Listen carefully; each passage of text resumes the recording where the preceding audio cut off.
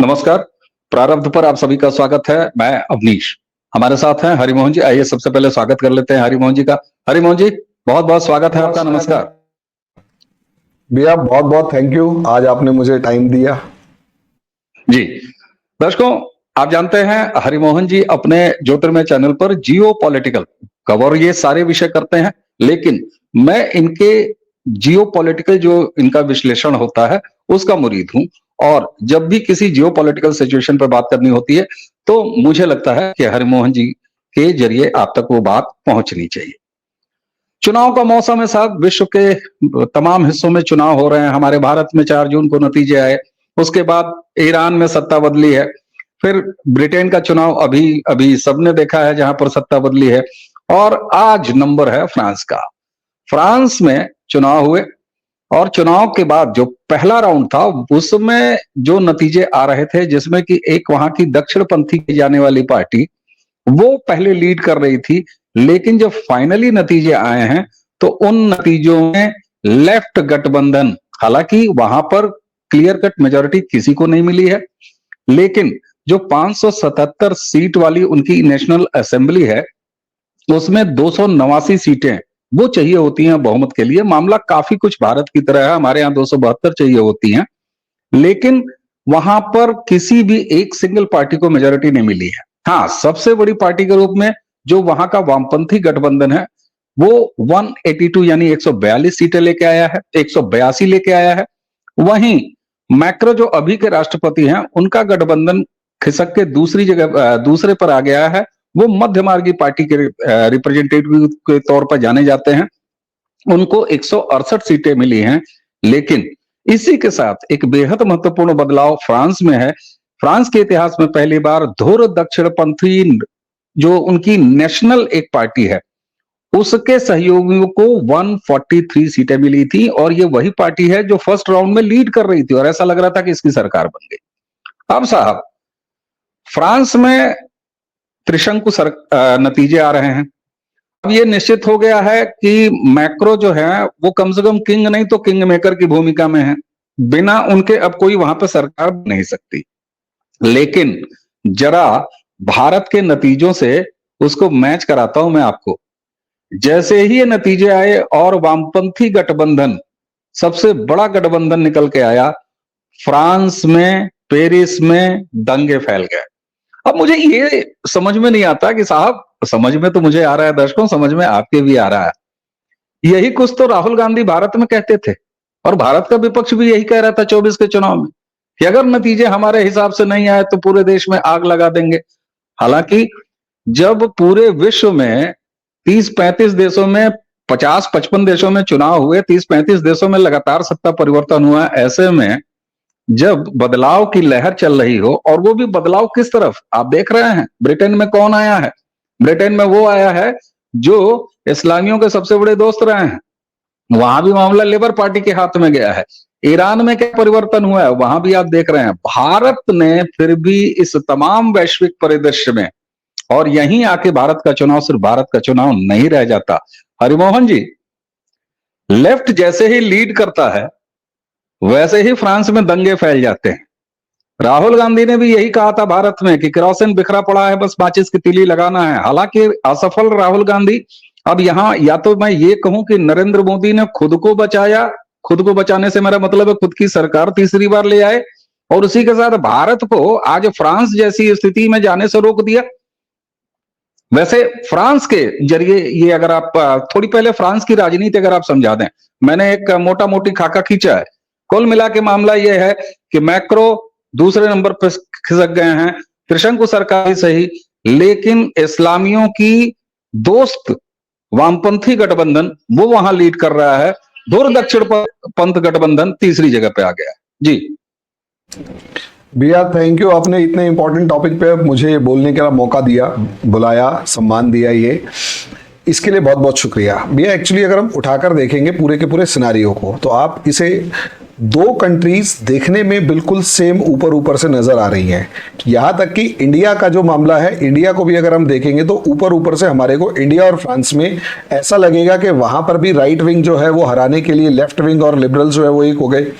India में भी मोदी जो राइट, जिसे सो कॉल्ड राइट विंग कहा जाता है, उन्हें हराने के लिए पूरे का पूरा विपक्ष, चाहे वो सांपनाथ थे, चाहे नागनाथ थे, चाहे वो नेवला थे, सब एक घाट के ऊपर उतर के पानी पीने लग गए और सिचुएशन जो है उसको देखने लग गए। यानी सब कुछ इकट्ठा हो गया। ये चीज फ्रांस में भी है, यहां पर भी है, लेकिन दोनों की जो इलेक्शंस हैं उनमें एक बहुत बड़ा डिफरेंस है। इंडिया का जो इलेक्शन लड़ा गया वो प्योरली डोमेस्टिक पॉलिसीज पर लड़ा गया, डोमेस्टिक इश्यूज पर लड़ा गया। इसमें एक सेक्शन जो मुस्लिम्स मेनली, वो प्योरली बीजेपी को किसी भी कीमत पर सिंगल एजेंडा बीजेपी हटाओ के नारे के साथ आया हुआ था। हालांकि बाकी बहुत सारे सेक्शंस थे जो डिवाइडेड दिखाई दिए, लेकिन उन्होंने भी बड़ी मात्रा में अपोजिशन के पार्टीज को वोट दिया, चाहे आरक्षण के नाम पे चाहे संविधान के नाम पर। लेकिन हमारे यहां इस बार कोई जियो पॉलिटिकल इशू नहीं था। पाकिस्तान हमारे यहां मुद्दा नहीं बना, चीन हमारे यहां मुद्दा नहीं बना। हमारी जो जियो पॉलिटिकल अचीवमेंट्स थी दुनिया में, वो हमारे चुनाव में मुद्दा नहीं थी। हमारे चुनाव में बांग्लादेशी भी मुद्दा नहीं थे, माइग्रेंट्स या इलीगल माइग्रेंट्स मुद्दा नहीं थे। हमारे यहां कोर मुद्दा इनिशियली विकास था, लेकिन वो विकास का मुद्दा नहीं चला और पूरा मुद्दा चला आरक्षण, संविधान, संविधान बचाओ, अनटचेबिलिटी, अन्याय और सब चीजें अगर हम देखें। लेकिन अगर आप यूरोप का मामला देखेंगे तो यूरोप में आज के दिन पड़ोस में यूक्रेन वॉर चल रहा है, रशिया उनकी छाती पर खड़ा हुआ है, रशिया के साथ कभी भी उन्हें युद्ध में उलझना पड़ सकता है। एक प्रॉब्लम रशिया यूक्रेन वॉर से है, यूक्रेन को पूरा यूरोप सपोर्ट कर रहा है। इसका सीधा मतलब, इसके साथ साथ हम ये भी देखेंगे कि यूक्रेन को फाइनेंशियल सपोर्ट की जा रही है भर भर के। वो जो फाइनेंशियल सपोर्ट यूक्रेन को प्रोवाइड की जा रही है, उससे रशिया जो है उसकी लड़ाई को फ्यूल किया जा रहा है। लेकिन प्रॉब्लम ये आ रही है कि यूक्रेन रशिया को ज्यादा दिन तक रोक पाने में कैपेबल नहीं है। लेकिन जो पैसा यूरोपियन कंट्रीज ने खर्च किया यूक्रेन वॉर में, उसकी वजह से इनकी खुद की इकोनॉमिक कंडीशंस डाउन हो गई। एक तरफ यूक्रेन में पैसा फूकने से इनके जो रिजर्व्स थे वो खत्म हो गए, दूसरी तरफ जो ऑयल और गैस रशिया से सस्ता आता था पाइपलाइन के थ्रू, वही ऑयल वही गैस पहले इंडिया आता है, इंडिया उसे रिफाइन करता है, महंगे दामों पर यूक्रेन को भेजता है, जिसकी वजह से उनका जो इन्फ्लेशन है वो बढ़ा। रही सही कसर हुती रिबेल्स ने रेड सी से जो ट्रेड होता था उसे बंद करवा के पूरी कर दी, और वो सारा ट्रेड जो अफ्रीका से होकर गुजर के जाता है तो उससे जो कॉस्ट है वो और ज्यादा बढ़ गई। नतीजा क्या कि एक कॉस्ट ऑफ गुड्स जो है वो बढ़ गई, इन्फ्लेशन और ज्यादा बढ़ा। अनएम्प्लॉयमेंट गजब लेवल पर है ही, क्योंकि यूरोपियंस ने अपनी सारी फैक्ट्रियां पहले अमेरिका शिफ्ट करी और वो फैक्ट्रियां अमेरिका से ट्रांसफर होकर चाइना चली गई और कुछ इंडिया आ गई, ये सब चीजें। यानी यूरोप के अंदर ना तो बहुत बड़ी फैक्ट्रियां जो एम्प्लॉयमेंट दे, यूरोप की इकोनॉमिक की कंडीशंस खराब है। पहला, ऑयल और गैस महंगा है, दूसरा गुड्स महंगे हैं, तीसरा सबसे बड़ी प्रॉब्लम जो रिजर्व अमाउंट था वो उठाकर बेच रखा है, वो भेज रहे हैं यूक्रेन को। नतीजा क्या, जेब में पैसे नहीं है, इन्फ्लेशन हाईएस्ट लेवल पर है, लोगों को जो सर्विसेज प्रोवाइड की जा रही थी वो सर्विस प्रोवाइड नहीं हो पा रही, जो फैसिलिटीज, जो वेलफेयर स्कीम्स चलाई जा रही थी वो नहीं चल पा रही। इन सारी सिचुएशंस को और ज्यादा बढ़ाने का काम किया, घाव को नासूर बनाने का काम किया इलीगल माइग्रेशन ने। भैया ये जो इलीगल माइग्रेशन थी, अगर आप इसे देखेंगे तो पेरिस की सड़कें पिछले एक साल से आपको जलती हुई नजर आ रही हैं। चाहे वो नोएल के मामले में कि एक इलीगल माइग्रेंट जो इनके कानून को नहीं मान रहा था, उसको पुलिस वाले ने उसको डराने के लिए, वो भाग रहा था, उसे गोली मार दी, वो मर गया। पूरे पेरिस की सड़कें जला दी गई, यानी पूरे पेरिस की सड़कों पर दंगे और आगजनी तोड़फोड़ दिखाई दे रही थी। इसी तरीके से अगर आप देखेंगे उससे कुछ टाइम पहले अगर हम देखते हैं तो वहां पर एक रेड येलो बास्केट मूवमेंट हुआ था। जितने भी कर्मचारी थे वो अपनी वेजेस वगैरह बढ़ाने के लिए आंदोलन कर रहे थे। उससे थोड़े दिन पहले अगर आप देखेंगे तो आपको एक और सिनारियो वहां नजर आएगा जिसके अंदर उम्र जो है काम करने की, वो रिटायरमेंट की एज 60 साल से बढ़ाकर 62 साल करने की बात की गई थी। उससे दो फायदे थे, एक तो ज्यादा बंदा काम कर सकेगा, दूसरा एम्प्लॉयमेंट जो है मतलब वो बंदा ज्यादा काम कर सकेगा, लंबे टाइम तक काम कर सकेगा, और 2 साल पेंशन कम देनी पड़ेगी। इस वजह से भी फ्रांस के अंदर दंगे भड़क गए थे। और वो किया इसलिए गया था क्योंकि फ्रांस की गवर्नमेंट के पास पैसे नहीं है। रिजर्व जैसे हमारे यहां $600 बिलियन का रिजर्व है, ऐसा $600 बिलियन का रिजर्व जो है वो फ्रांस के पास नहीं है। जी कुछ कहना चाहते भैया? नहीं, आप बोले, बिल्कुल। तो अब सोचकर देखिए ग्रेव सिचुएशंस कितनी है। इन्फ्लेशन हाईएस्ट लेवल पर है, एम्प्लॉयमेंट नहीं है, रही सही कसर इलीगल माइग्रेंट्स ने फ्रांस की सड़कों पर या यूरोप की सड़कों पर इकट्ठा होकर पूरी कर दी। नॉर्मली अगर आप देखते हैं ना भैया, तो फ्रांस के अंदर या फ्रांस के पिछली बार जो वोटिंग हुई थी उस वोटिंग को उठाकर देखेंगे तो सिर्फ 42% वोट पड़े थे फ्रांस के अंदर। इस बार ये वोट्स जो हैं वो 60% पड़े हैं भैया, 18% बढ़ना वोटों का। और वो 60% वोट्स पड़े और 60% मींस 18% वोटों का बढ़ने का सीधा मतलब यह है भैया कि लोगों के बीच में गुस्सा इतना ज्यादा था गवर्नमेंट की पॉलिसीज को लेके, डर इतना ज्यादा था कि कौन सी नई गवर्नमेंट आएगी और क्या पॉलिसी बनाएगी। उस चीज को ध्यान में रखते हुए सारे सेक्शंस बाहर निकले हैं और उन्होंने अपोनेंट को हराने के लिए और अपनी पार्टी को जिताने के लिए पूरी ताकत से वोट किया है। ऐसी सोसाइटीज जब एकदम से इतना बड़ा परसेंटेज चेंज कर दें कि 50% का राइज हो जाए लगभग, या 45-50% का वोटिंग में राइट हो जाए, तो इसका सीधा मतलब राइज हो जाए, तो इसका सीधा मतलब है कि बदलाव चाहते थे। लेकिन क्या सिर्फ एक सेक्शन बदलाव चाहता था?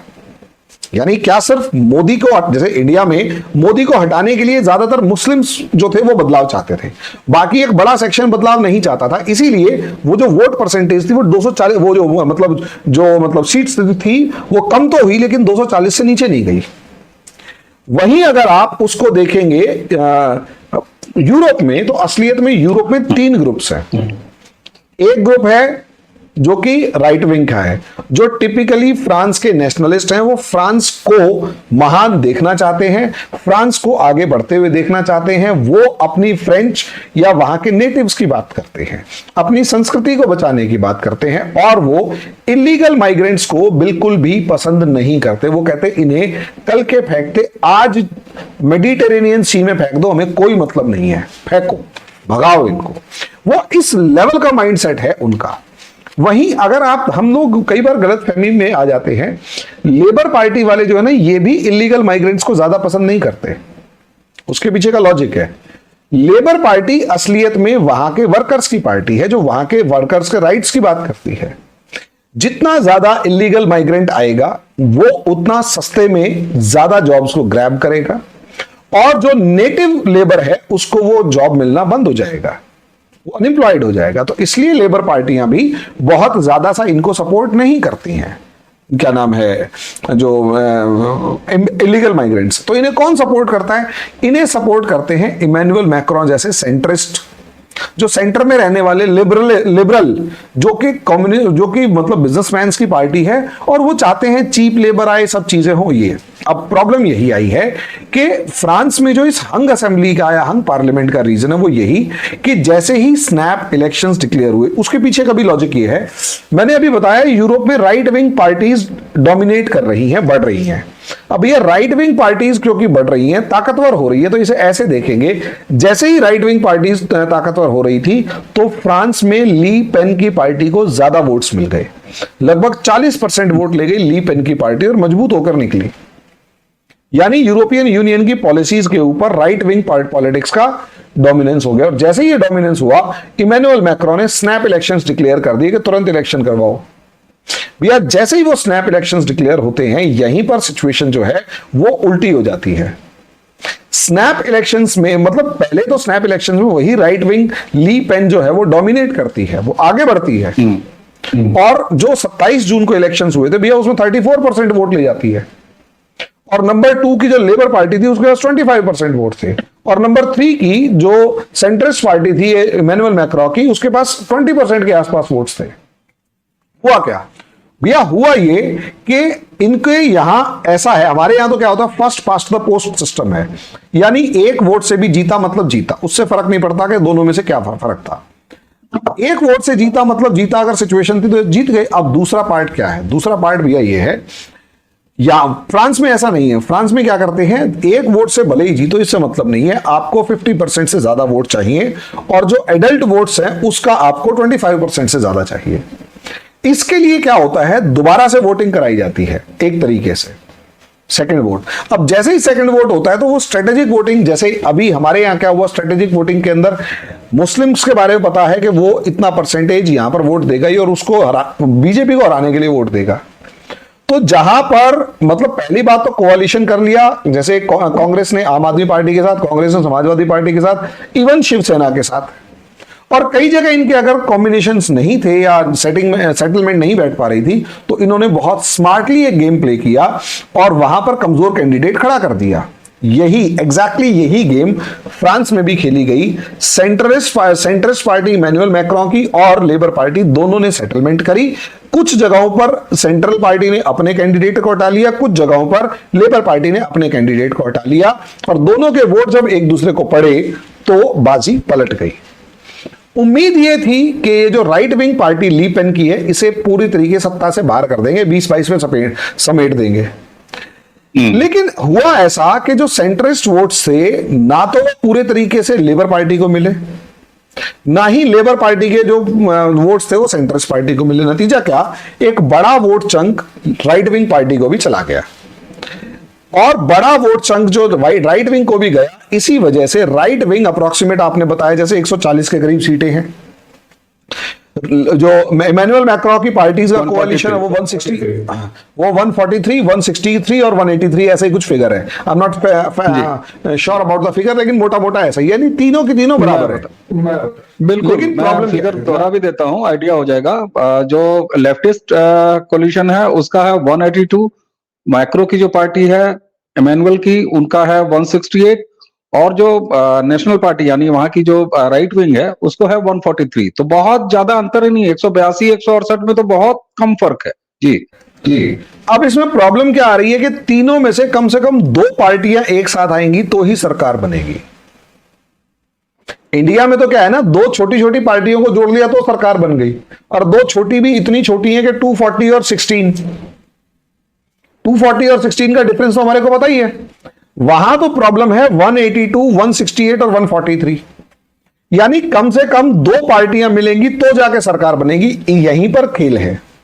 अब प्रॉब्लम क्या है कि लेबर पार्टी का जो लीडर्स हैं उनकी इमैनुअल मैक्रों से नहीं बनती, और इमैनुअल मैक्रों की क्या नाम है, ली पेन से नहीं बनती। तीनों एक प्लेटफॉर्म पे आ ही नहीं सकते। लेकिन फिर भी ये सोचा जा रहा है कि लेबर पार्टी और मैक्रों की पार्टी आपस में मिलकर सरकार बनाएगी। कितने दिन चलेगी पता नहीं, कॉन्फ्लिक्ट्स में इंटरेस्ट है पता है, बहुत बुरे हालात है पता है, मान गए। अब सवाल इससे अगला है भैया, सवाल इससे अगला है कि क्या यहां पर दंगे क्यों भड़के। भैया दंगे उस घृणा को, उस माइंडसेट को दिखाते हैं कि तुमने बेईमानी से इलेक्शन जीता। वो हम यहां पर वर्ड यूज करते हैं ना, नैतिक हार, नैतिक हार नैतिक जीत। फ्रांस वाले इस नैतिक हार और नैतिक जीत को मानते थोड़ा ना है। हाँ, कितना जरूर है, जैसे राहुल गांधी कह रहे थे ना, कैरोसिन छिड़का जा चुका है। असलियत में वो जो कैरोसिन वाली धमकी है वो इंडिया में दिखाई नहीं दी, क्योंकि इंडिया में ईमानदारी से ईवीएम ने काम किया और सबको बता दिया कि तुम हारे लेकिन इतने नहीं हारे, तुम जीते लेकिन बहुत ज्यादा नहीं जीते, और ये बता, और सबको मजबूर कर दिया ये सोचने पे कि क्या ईवीएम ने सही काम किया या नहीं किया, तो सबकी बोलती बंद। वो एक अलग मैटर है कि अखिलेश यादव कह रहे हैं कि अगर मेरी 80 में से 80 सीट भी आ गई तो भी मैं ईवीएम को तो गाली बकूंगा। अब फिर तो बात ही खत्म हो गई ना, कि अगर मेरी 80 में से 80 सीट आ गई मैं फिर भी हटाऊंगा, इसका मतलब तो इलॉजिकल सी बात हो गई, क्योंकि मैं पसंद नहीं करता तो नहीं करता। वहां यही प्रॉब्लम आ रही है कि इनके इंटरनल कॉन्फ्लिक्ट्स जनता के लेवल पर इतने ज्यादा बुरे हैं कि वो एक दूसरे को जरा सा भी बर्दाश्त नहीं कर पा रहे। और भैया यहीं से गेम शुरू हो रही है, यहीं से असली गेम शुरू हो रही है कि वो जरा सा भी जनता को बर्दाश्त नहीं कर पा रहे हैं, जरा सा भी एक दूसरे को। और यही रीजन है जो एंजॉय कर रहे हैं ना भैया, जैसे अभी वहां पर भी ऋषि सुनक को जाने के लिए बाय बाय टोरीज चिढ़ाया जा रहा था। यहां वो चिढ़, फ्रांस के अंदर ज्यादा एग्रेशन है तो वो चिढ़ जो है वो वायलेंस में कन्वर्ट हो रही है और अब वो लड़ रहे हैं, इसीलिए फ्रांस में दंगे भड़के हुए। जी भैया कुछ कह रहे थे आप?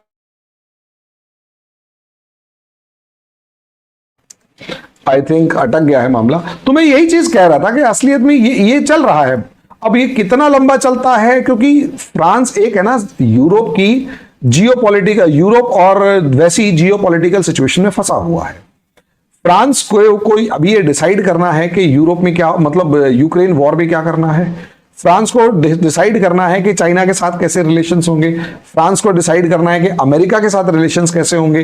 फ्रांस को डिसाइड करना है कि अपनी डूबती इकोनॉमी को कैसे बचाएं और ये जो माइग्रेंट पॉपुलेशन है इसे कैसे बचाएं, इसको कैसे हैंडल करें। और यही एक सिचुएशन है जो इस समय पर काफी ज्यादा क्रिटिकल बनी हुई है पूरे के पूरे फ्रांस के लिए। और आगे जाके देखते हैं असलियत में सिचुएशन किस तरीके से जाती है, क्योंकि मेरा ऐसा मानना है लिटरली कि भाई अल्टीमेटली सिचुएशंस काफी ज्यादा क्रिटिकल होंगी, क्योंकि सरकार अब कोई भी डिसीजन नहीं ले पाएगी। दोनों अपोजिट्स हैं और आपस में लड़ रहे हैं, और क्योंकि सरकार कोई डिसीजन नहीं ले पाएगी तो देखते हैं आगे क्या होता है। आगे कुछ चीजें समय के गर्भ में हैं, समय जैसे जैसे वो बताएगा वैसे वैसे पता चलता चला जाएगा। मुझे लगता है कि भैया का जो इंटरनेट है वो थोड़ा कमजोर पड़ गया है, तो अभी हम इस डिस्कशन को यहीं रखेंगे। मेरे चैनल ज्योतिर्मय और भैया के चैनल प्रारब्ध को लाइक करें, सब्सक्राइब करें, शेयर करें, बेल आइकन जरूर दबाएं। अभी के लिए इतना ही, धन्यवाद।